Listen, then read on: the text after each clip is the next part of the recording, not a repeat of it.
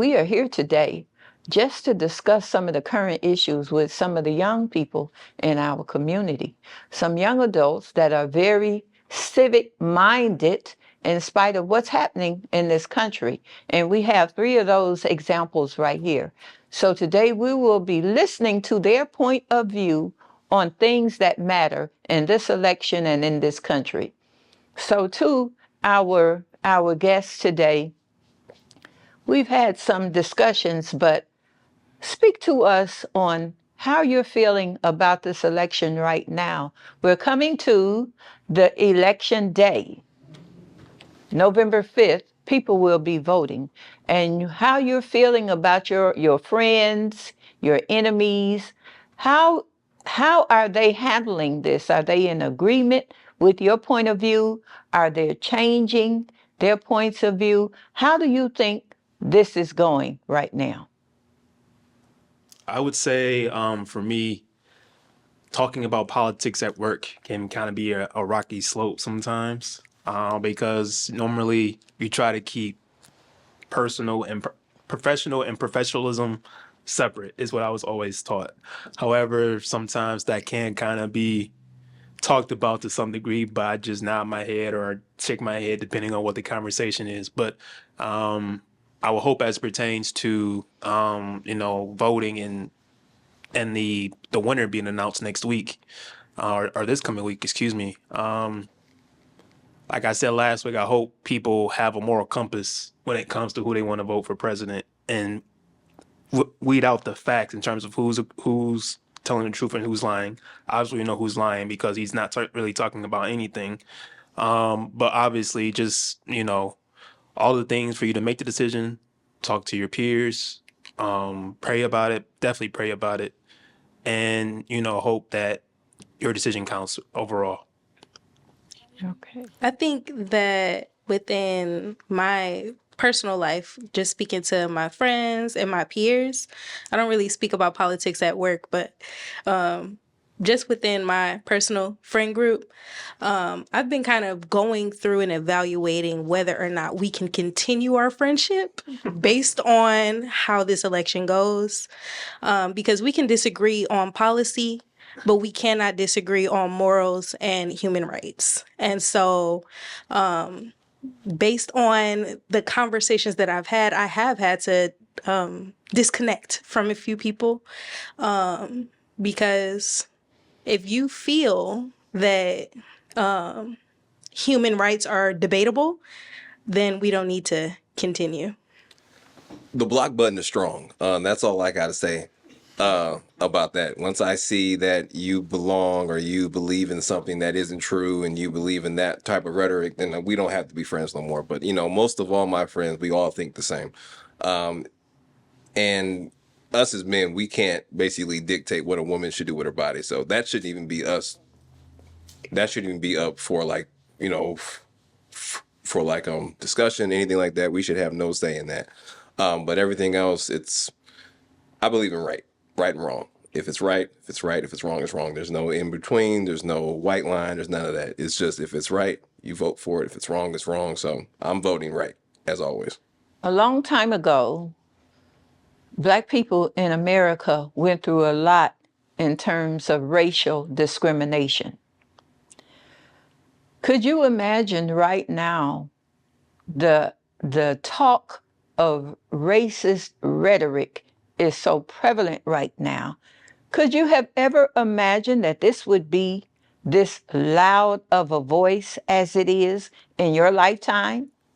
Did you think we were past that? I don't think I've ever thought we were past it. You never? Okay. Because I just feel as if everyone now is just more concealed with it, especially when you go to the other side of Michigan. It's very, very strong over there. They don't say anything, but obviously they believe it. I've always been the person that will observe everything. I don't really say much because there's nothing much to say, but when I speak, and it's because I have a reason and I have a voice to just speak out when something's wrong. But most of the time, I'm just analyzing how everyone acts. But obviously, it's gotten worse since the last 8 years. It's been a lot worse. But before then, you could make that case that it was fine. We were doing okay, but we weren't really getting the ground that we deserved. And Okay. obviously, our parents, who put in the work, our grandparents who put in the work, they feel like all their work is probably has been undone. It hasn't been undone. It's just people just don't want to go back. They don't want to basically see that. They don't want to give us I would say, the head start that we deserve, because we're never given a head start. It's always we have to be 10 times better, 100 times better. It's never never an even playing field. We will never get an even playing field. That's Okay. why the colleges with their thing, with their like natural selection of how they pick their applicants, they have to do stuff differently. Yes. So that's how I feel. I think for me, growing up, like my colleague said, and I'm very quiet when it comes to a lot of the racism and rhetoric that are being presented. I'm more observant. So growing up, I really didn't see a lot of it, and nor did I never asked to go and find it. Of course not. But for me, it happened when I was in college. Of course, I went to a PWI, which was Bowling Green State University. But a lot of it wasn't necessarily like in your face. It was more so behind your back type of racism where I think it might have been during the Obama administration where people were saying things through a mobile app. And, that kind of heightened my awareness. And obviously, since then, I'm still observant, but obviously I just tend to, not get so consumed by it because one, that's just how when people are being racist, that's just who they are. It's not going to change. It's not going to change your opinion about them. You can't talk to them. Doesn't matter. I may just look at you different, and that's pretty much it. I love you from afar, but that's all I'll do for you. Yes. But yeah, I think it's just heightened over the years. But for one, because of Trump, of course, and people can just be themselves. But obviously, it's not the right thing to do. And like we said, ethically, it's not right as well. I think that we're experiencing a transition from prejudice, you just not liking me because of my skin color, back into racism. Exactly. And we're seeing it being brought more in your face. Before this past 8 years, it was more, I just don't like you and I'm going to treat you a specific way because of that. And racism is that prejudice plus the power to actually affect my life. Right. And up until recently, that power was not exercised as strongly as it has been. Yeah. So I never really thought that racism went away. It was more, it quieted down because the power was not there. So let me ask you this, and you could come back. Right now, one of the policies that's making a big noise is immigration in this country. Have you, any of you, ever had a problem per se with another ethnic group living in this country? In other words, has either of these groups prevented you from your goal, your dream, or an opportunity? For me personally, no. Some of my closest friends, they're second generation, so their parents were immigrants and they were born here. So a lot of them are teaching me more about their culture. If anything, I feel like they have broadened my horizons, but none of them have ever actually stopped me from attaining any of my goals, and that's just my personal experience. And that's been in education and work. Education-wise, I low-key only graduated high school because of some of my friends that were from other ethnicities.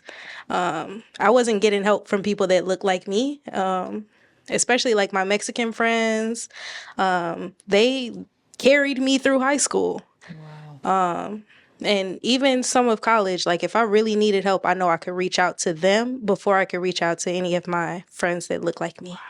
I would say for me, I was always taught you respect those you always respect those who you encounter. And for me, I work with some immigrants at my job, and she's like one of my project managers. And like she said, I learned a lot from her compared to any other people I would ever meet because she talks about where she comes from, and she, a lot of things she's a very smart individual. So I would never discredit her or tend to think that she's somebody that's not worthy of or not knowledgeable of knowing things because she's a very smart individual.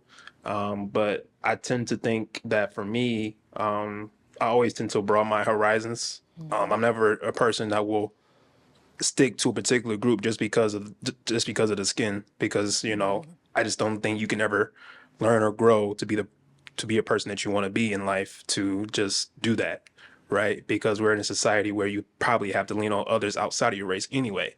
So times have changed for you and for our minds to kind of like think in a different way, in a different direction as well.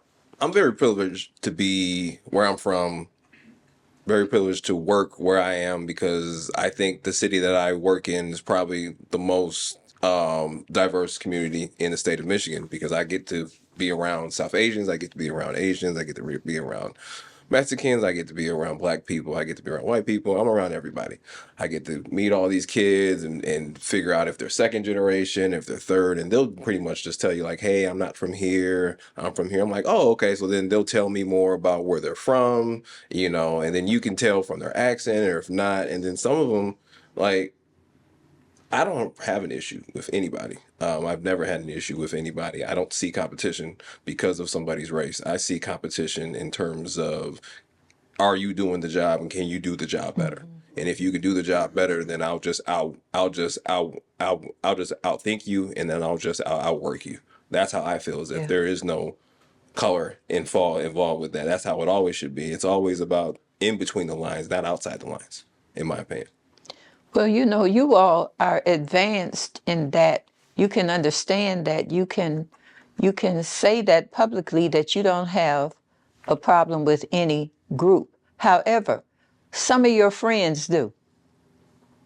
Some of your friends may feel, I know my friends may feel that a particular group has stopped them from getting wealth. Has anything happened that you feel, any advancements that has really stopped you, prevented you from getting wealth? I don't think any advancement has stopped me from getting wealth. I feel as if when you're looked over for a job application, you want to know who you're going up against, and you want to know what does that person have. Like, I've heard multiple stories of kids getting denied from a school, and then they found out that a friend of a friend who was a different race, who doesn't have the GPA or who doesn't have the extracurricular activities, got the spot above them. I've seen that before. I haven't gotten jobs before, but it wasn't because of what I didn't have or what I didn't provide.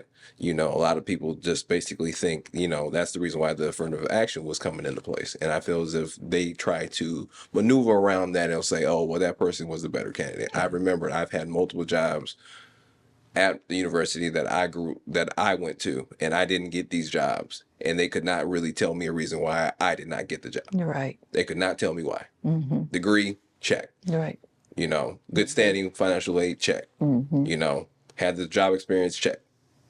Can they do presentations, check. Like, they couldn't tell me not one thing that I did not do wrong. So you just chalk it up to, hey, that school or whatever, that job did not deserve you, and you'll find whatever you find That's right. in due time. I would say you're never first and foremost, you're never going to know if you're applying for a job why they haven't hired you if you met the expectations or the requirements of what that job is. Because I had to go through my time where I was looking for a job, and I could never been told why, because I was acing all of my interviews and just like, well, we found somebody different. Okay, that's fine. Yeah. But in terms of trying to progress and have your own, I guess you can say, generational wealth, I think sometimes that's a mental thing, because sometimes you think like it's supposed to be handed to you. Mm-hmm. That's not what life is. You grow up to feel like, okay, you have to grow up to be a certain type of individual, and you have to chase for your dreams in order to get that wealth. So that's why you see all these, entrepreneurs doing all these amazing things. Well, that's one way you can do it: become an entrepreneur, or do something that you enjoy doing outside of just your 9 to 5 or whatever that may look like. Because there's always going to be opportunities. You just got to find out what that opportunity is. That's right. When it comes to immigrants and the children of immigrants, I feel like their mindset is very different than the mindset of those of us that were born and raised here. and their priorities are different. They are very well versed in their own history. They're very well versed when it comes to academics. I personally have not met a lot of immigrants who were not financially literate unless you did not come from a background where you had the finances. But if you had the money, your parents were making sure you understood your history, your finances, and just overall understanding how the system in America works. Those of us that were born here, we do not prioritize that information and we do not share that information with our children. Even within the Black community, we're very big on you go and figure it out on your own and you get back to me when you're on my level, instead of teaching our children before we send them out into the world. And so we're setting ourselves up and our children up for failure instead of giving them the best chances of success possible. And I think that's where we differ, and that's why we don't have the generational wealth that we're seeing in other cultures. That some men were saying, giving reasons for why they would not vote for Vice President Harris. And from your experience, what do you see as a reason why some men choose not to vote for Harris? Or do you think it's all talk? I think that it's a combination of lack of actual education and understanding her policies and where she stands on certain situations. And then I also feel like in some communities, men feel like they're in competition with women, and that's not the case. For Ms. Harris, a lot of men are intimidated by her because they don't have those same accolades. And now that we're running into a lot of women that are making their own money, we're seeing an increase in women being more educated than men. We're seeing a lot of men are lashing out because she's the highest ranked woman in the world. She has the education, she has the position, she has the power, and that's a lot of things that men don't have right now. And I just feel like they're intimidated by that. I agree with what she said. I think it's a power struggle. I think, as men, not for myself, I'm just thinking just general. I think we're so caught up in the idea that a man should run this country. Not once have we had a woman be president over the United States. So they want to stick to those customs, whether they're right or wrong or indifferent or vice versa, right? So I think that, like she said, when somebody that is not a man comes into play and tell you how she wants to run the United States, albeit, you have how they think about her shape their opinions is the reason why you don't vote for her. Well, you don't have the whole scope of why they don't have the reasons or the facts to back it up. They just say, well, like we were just talking about earlier when she put all these African Americans in jail. Well, that's just a one-sided opinion based on, what you think is right. Well, she can't just be lenient because she's a prosecutor. Mm-hmm. She has to uphold the law just like everybody else. So if you tend to look at it that way, then of course your opinions can change, but they don't want to shift their perspective. There's always that narrative, and people are going to stick to that narrative. As somebody who coaches young men, and I'm coaching pretty much every race when it comes to young men, and I always tell them, you guys are going to have to lead your household the way that you want to lead it. That doesn't mean that the woman that you choose or your mom doesn't know more than you on that particular subject, or even the whole landscape of everything. This is what she wanted. She wanted this power. If you feel like you're in competition with her, well, then why didn't you become a better prosecutor? I don't understand the reasons why you feel as if she's in more power of you. That's not what, first of all, that's what I wouldn't want to do in my life. I never wanted to be a lawyer. So why should I feel inferior to her because that's what she wanted to do? She chose this for herself. She's doing a fantastic job. She's doing a wonderful job. I shouldn't feel any type of way about it. And I think that just comes from where I'm from and where I was raised. Most of my family is women, and I got to see it from different aspects. I had a wonderful grandfather who led 5 amazing girls, and he was able to instill in the things that I needed to be if I wanted to be a good man as well. So for him to basically have that type of install in women, and he only had one son, and for him to raise 5 girls, like that's a lot to do. And I never saw as if I'm in competition with women. I'm not in competition with nobody. I'm in competition with me. You know, that's where I see it. We have certainly heard all the ads. We see everything that's all these AI generated ads that they think people can't see the difference in. What to you is the biggest policy issue with us now? Is it the economy? Is it immigrants? Is it the women's choice movement? What do you is the biggest issue for you personally? So what you're saying is, just so I have it correctly, you're saying what's the biggest policy issue on the other side, not on the Democrat side? No, for you. For me, What's the okay. most important to you What's most important to me? individually? Okay. I would just say in having better choices and more opportunities for Black men and women. Okay. I think that's the biggest thing for me. I feel as if we have to, with the economy, with the way the economy works, but everything has to be restructured in terms of how this new generation is going to work. Because I see this new generation, and I see how they, enact with people, and they like to basically, they think everything should be handed to them. I feel as if we have to bring back the type of money that we need for the schools, for the public schools. Not saying the private schools are not great or anything like that, but what I'm saying is there needs to be more money put into those public schools because there's so many things that the kids are missing. Somebody was just telling me about driver's ed, how people, the Gen X and then the baby boomers, they had driver's, they had driver's ed. I would love driver's ed when I was in high school because that we need to learn more about how can we enact in life, how can we basically redo things in life rather than just worry about trigonometry, worrying about physics. We need to learn consumer math. We need to learn econ, economics, which is important, which is why you need it in high school and college.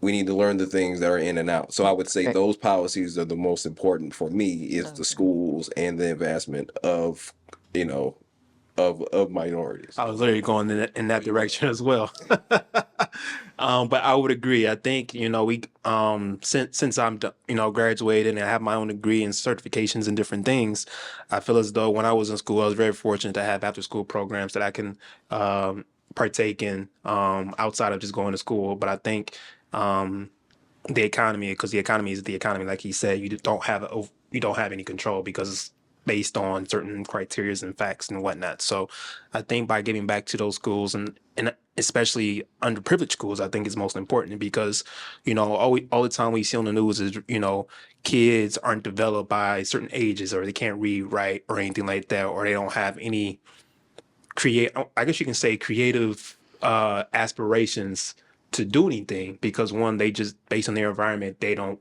want to do anything. It's always the basic criteria. I want to go to the league. I want to do X, Y, and Z, and that's pretty much it. And there's no fallback on that. So I think you have to instill certain level of success or something that they can really lean towards in order to say, you know what, there's other options besides that. So that's where I kind of lean on that as well.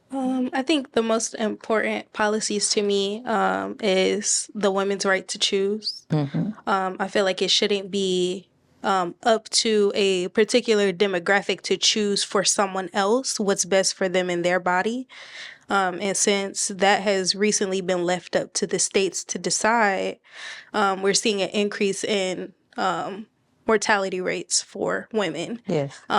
Who aren't even trying to abort their children. They're having miscarriages and dying, Yes. which should not be a death sentence. So I feel like that is one of the most important. And then also the former President Trump would like to get rid of the Department of Education. And I feel like that is not going to be the best decision for this country. Yes. again, like they said, the literacy rates are under the floor. Yeah. And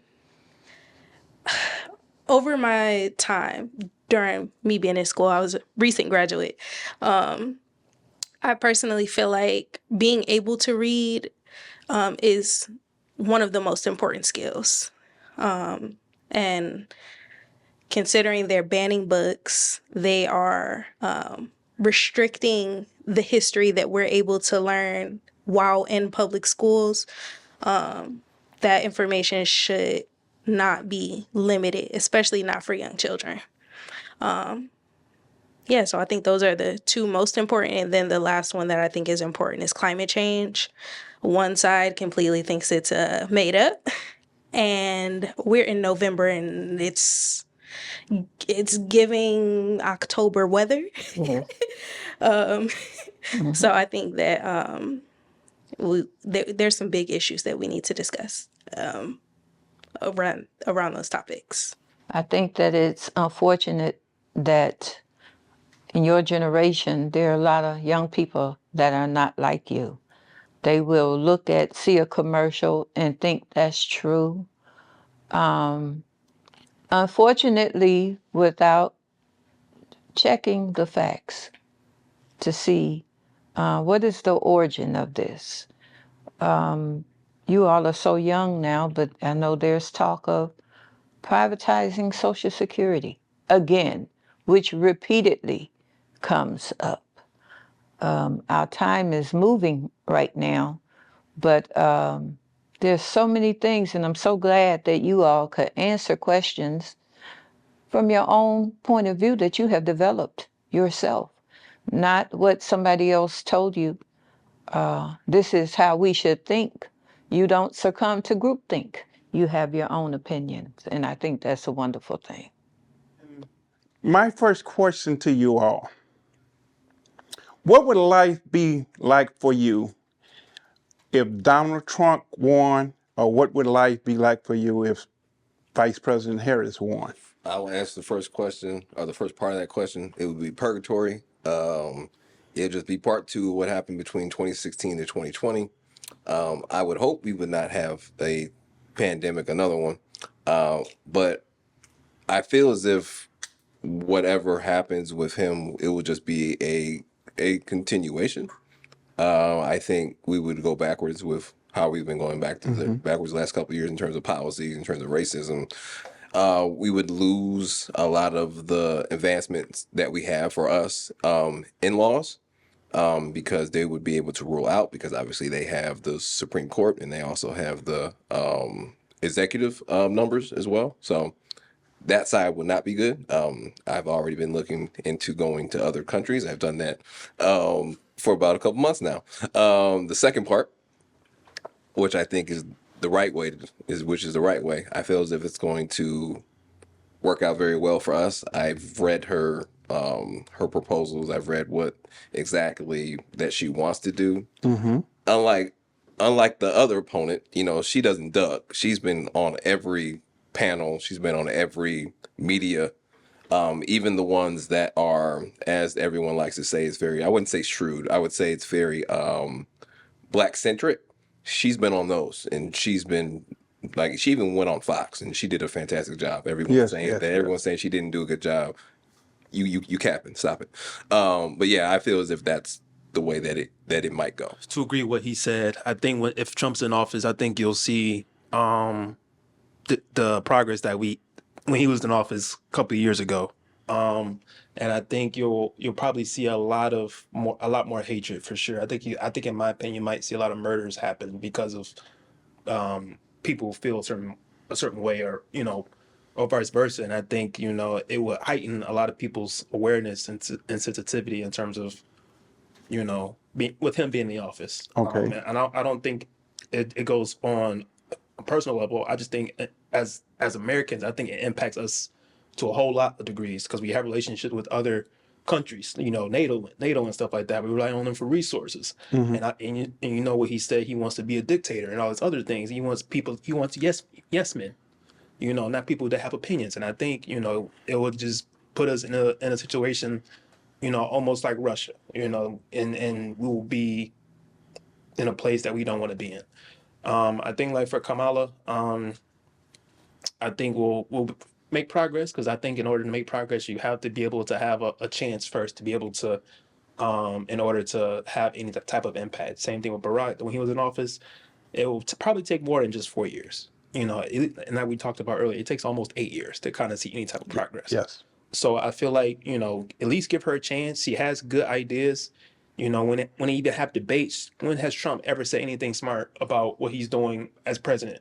He's always going to rebuttal or he's going off topic about something else that has no concurrence about what's going on. I saw a clip. He was like, "Well, I have a plan. I have a plan. We're going to do such and such." Kamala's like, he doesn't have a plan because he's not putting anything into procedure. So I feel like with Kamala, I think at least we have a chance. I feel like you just got to be able to be patient and let her do her job, and let her work. I think that if former President Trump wins this election, we're kind of going to be in a weird position for those first few months, whether he wins or loses. If he wins, we're going to see an increase in violence against all people of color. If you are not a white passing straight man, you're going to be subject to some form of violence, be it passive aggression. We're going to see an increase in physical violence against women and people of the LGBTQ community. I feel like they're going to see more violence. If you are not a straight white Christian man, it's going to affect you negatively. Because that's his base. And they've already shown signs of aggression against those communities. I feel like if Vice President Harris were to win the election, we're going to see a repeat of January 6th. I do feel like former President Trump's base is going to react violently again. Again, like it's going to be a violent reaction either way. After that initial knee-jerk reaction, hopefully we do see some progress, and they actually allow her to do her job. Hopefully, the elected officials in Congress work with her and not against her. We do remember what was going on when President Obama was in office, and they were consistently against everything that he tried to bring forward. So hopefully we don't see a repeat of that.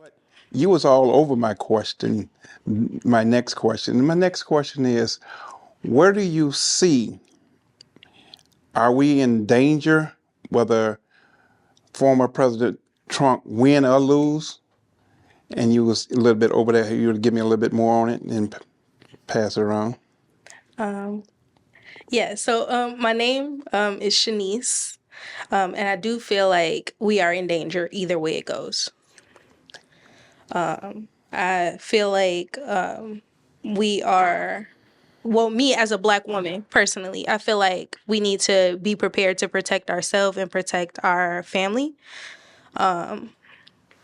Because just looking back at the violence that we saw during the last election, we need to be prepared to defend ourselves. And we need to make sure that we're sending our children out into the world prepared for what they might encounter, win or lose. My name is Colin, and I would second that. I think that right now, we just have to be ready for anything. I think we can't leave anything to chance. I don't think we can leave anything to circumstances or shoulda, coulda, woulda. I think that, especially as young Americans and even younger kids, I think we have to be on high alert because we're sending them to schools and we have a high rate of murders going on in schools and everything like that. So I think that would be a big cause of concern as well. It's only heightened over the years as well. So I think we have to be conscious of that, and I also think we just need to be conscious of just how we just go about just walking and going about life, because you never know when something strikes how that's going to handle or how will be handled, and you always just have to just I don't know where I'm going with that, but I just think you just got to be safe out here. What that looks like, I don't know. But hopefully, the circumstances play out in your favor, and you're able to still be here. They're both right.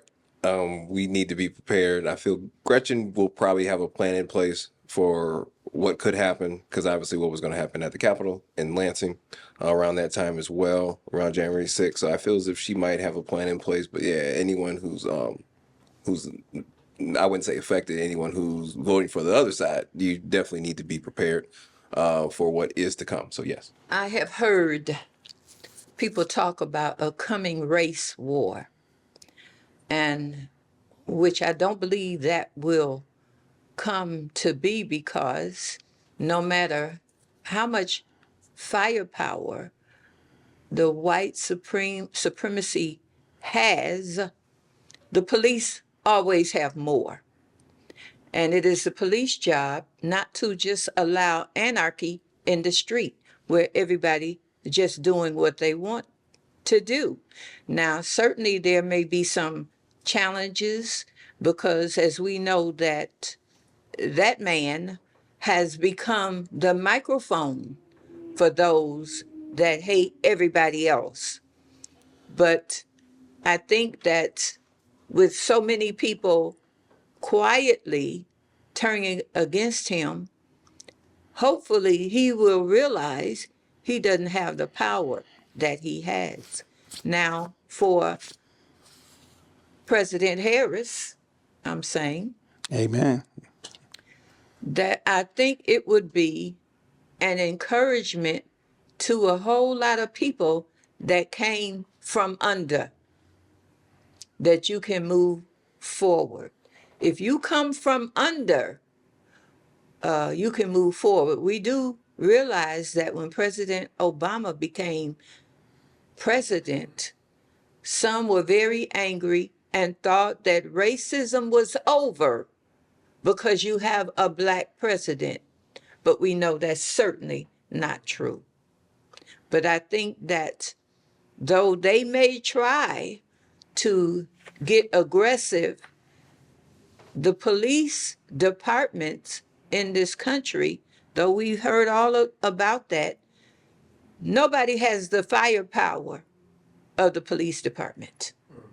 They have tanks, and they cannot allow anarchy in the streets. Let me ask you, as we got this panel here this morning, a little small town hall gathering with the young folks, you've been a professor from the Wayne County Community College.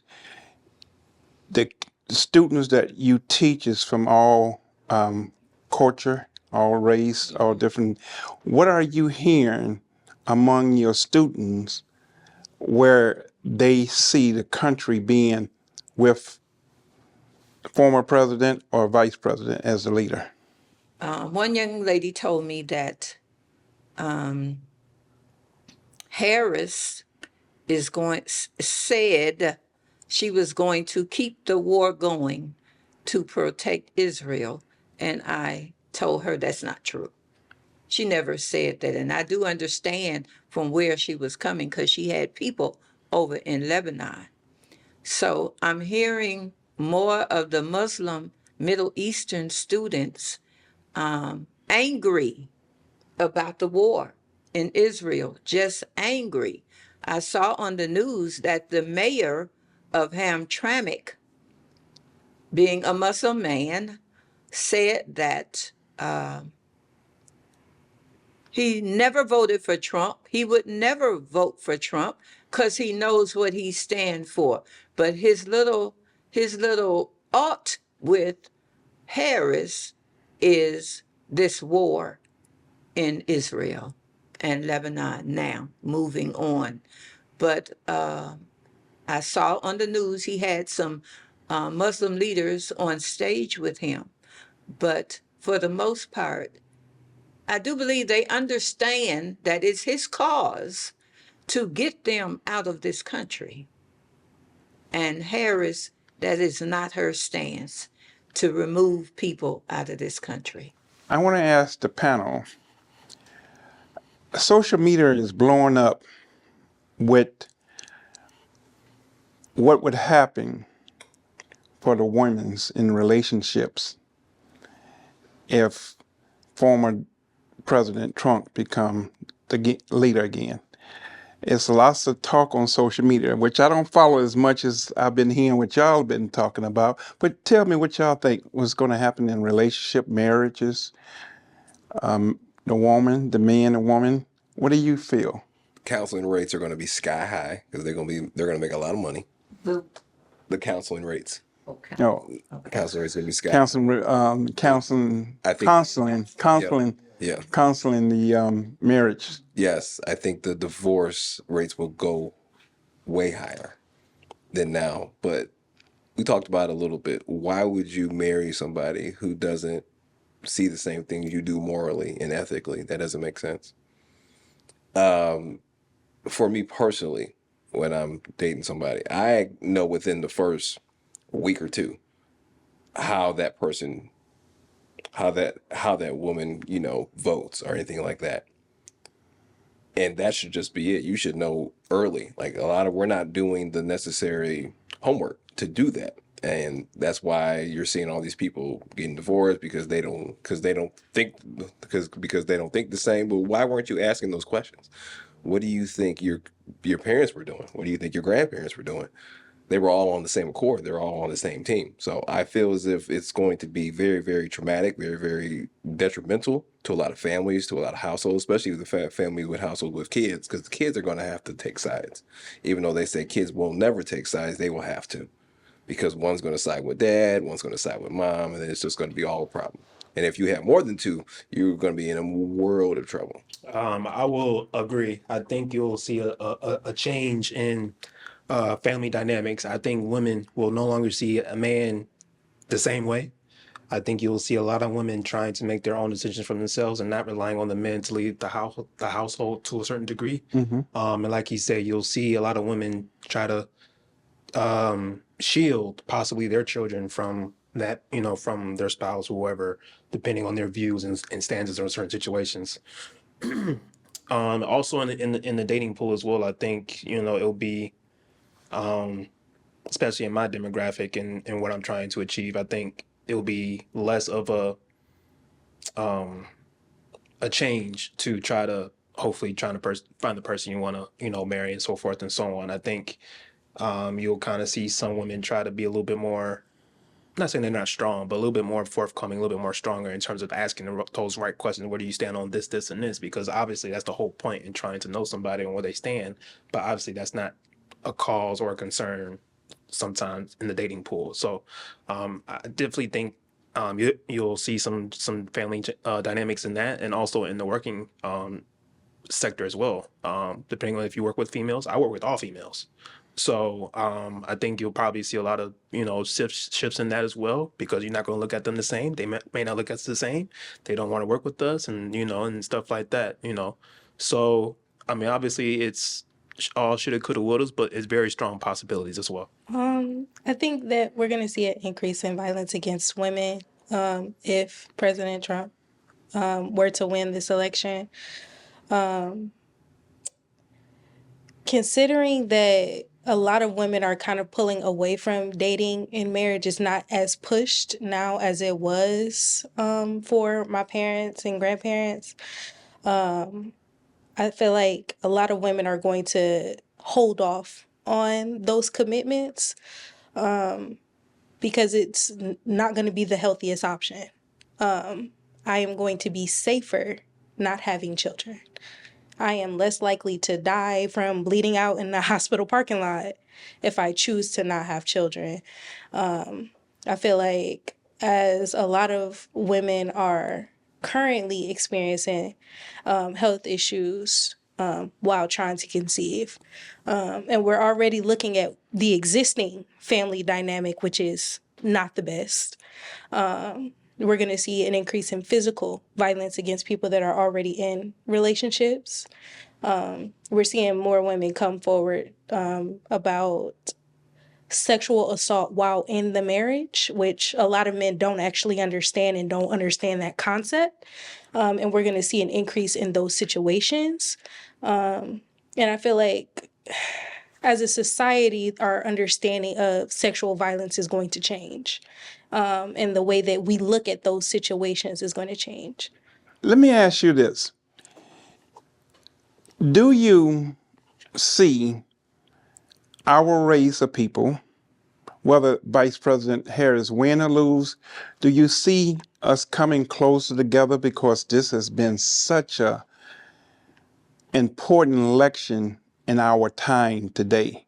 And it shows how divided this country are, how divided the races of people are, how the Puerto Ricans are being attacked, how just by the things they said and what's going on. Do you see, being on social media, have you seen anything about us getting closer and supporting one another? Yes and no. Economically, I am seeing more Black people making an effort to buy from Black-owned businesses and support each other in that regard. But socially, I do not think we're getting closer. Since the outlook on the way that we interact with each other has been so negative, I feel like my generation and some of the kids coming after me, we don't have the best relationship between men and women outside of physical relations. Outside of that, our relations between each other is not the best. I feel like a lot of men have a very distorted view of women because we're comparing it to what we've seen in our household, and societally that has not been the best example. We're comparing what you expect from your partner to what you've seen from your single mother, and it's distorted the way that we interact with each other. So unless we can correct those issues and address them with each other and like be open and honest with each other about where we're standing, I don't necessarily see us getting any closer. I think the bigger question is how do we have some sort of collectiveness? Because it's always talks about, well, us as a minority aren't getting the things that we need. So how do we combat that with resources to be able to do it and not rely on those in power to impact us? And I feel as though sometimes we are being so reliant on that we don't know how to think outside the box and be able to do things for ourselves. So I think number one, it has to come from a mentality to just go out and just do it and be able to be on the forefront and be able to have people behind you in order to make those decisions. It can't just be just a social cause or like, a Black Lives Matter. Like, it's the only time you saw Black people Right. kind of come Come together. together. And I feel like, that's a sad example, but it's the truth. And I feel like we need to have some type of positive influence to be able to say, you know what, this is what's in place in order for us to be set up for success as well. How everyone acts, it starts at home. It starts at home, starts from the parents, it starts from the ancestors, it starts from that guideline on how you're able to come together as a team. I think everyone doesn't have a teamwork aspect of it. Like these two just said, one said the next generation doesn't have a very good relationship with the men, and they don't. And we also heard that they both don't trust each other to do certain things because they haven't seen that work. Well, in order for you to get that, you have to go outside. You have to outsource some of those situations. Not everyone has the same family. Not everyone has the same walk of life. Not everyone goes to the same school. So a lot of those things have to come from these are where the after school programs come from. Like, this is where a lot of the issues come from, is when you find out what is that young man or woman lacking in their life, and then how can we change that, especially when they're young. You can change a person when they're young, change their outlook when they're young. It's a little harder when they get older, because then they're just stuck in their own mindset. I think it's incumbent upon the churches to get back into the community and not just to be an edifice of four walls where you eat, meet, and greet. Through the civil rights movement, it was the churches where the people met and learn what is our next move. The Alabama bus boycott could not have moved without the help of the churches in the community. They're the people decided what we're going to do. What are we going to do if we can't get to our jobs without the bus is moving? And the people worked together and came together and got rides from each other. Even the white women gave people rides to get to their houses to continue the work. So the church has a responsibility to put community back in the community, collectively approach the government on policy changes that would affect this people.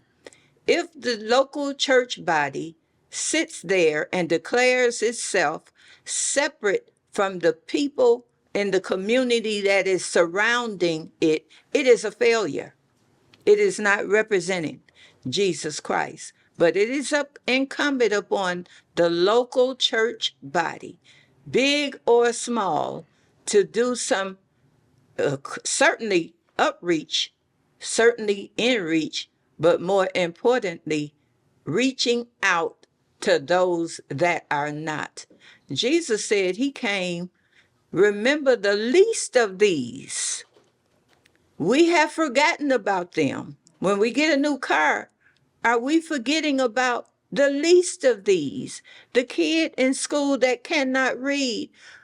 Why doesn't a church have a tutoring program to ensure that the students in this demographic, this zip code of where this church sits, know that they can come here and they'll get tutoring help and they don't have to pay for it? Some of those things is what we need to bring us back together as a people. Thank you. I want to thank you all for being here.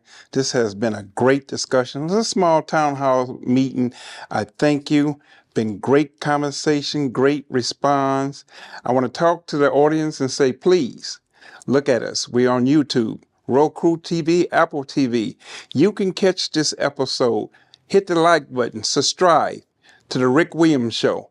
We will be back again with more topics, especially right after the election, so we can see where this country is going after November 5th. If you haven't voted, get out and vote. It's your life. It's your tomorrow. God bless you all, and thank you for watching The Rick Williams Show.